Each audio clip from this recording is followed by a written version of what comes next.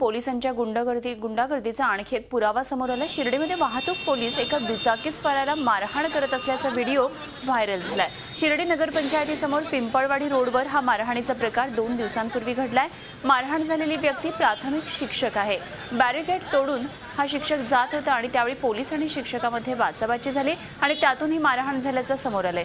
शिक्षकानं माफीनामा लिहून प्रकरण मिटवलं होतं, मात्र मारहाणीचा व्हिडिओ व्हायरल झाल्यानं शिक्षक संघटना आता आक्रमक झाली आहे। त्यांनी संबंधित वाहतूक पोलिसावर गुन्हा नोंद करण्याची मागणी केली आहे। दरम्यान घटनेच्या चौकशीचे आदेश दिले असून दोषीवर कारवाई करण्यात येईल असं आश्वासन पोलीस अधीक्षक सौरभ त्रिपाठी यांनी दिलंय। हा व्हिडिओ एकतर्फी असल्याचं पोलिसांचं म्हणणं आहे। शिर्डीमध्ये एक क्लिप फिरत आहे सोशल मीडियावर की शिर्डी ट्रॅफिक पोलिसांनी ते एक माणसाला ते मारहाण केली त्यांच्यासोबत आणि त्याला बघून मी पण ते माझ्याकडे काल अशी एक क्लिप आली आणि म्हणून त्याच्यावरती मी स्वतः SDPO शिर्डीकडे इन्क्वायरी दिलेली आहे त्याची आणि सोबतच ते जे आपले PI शिर्डी ट्रॅफिक आहे त्यांच्यासोबत पण माझं बोलणं झालेलं आहे।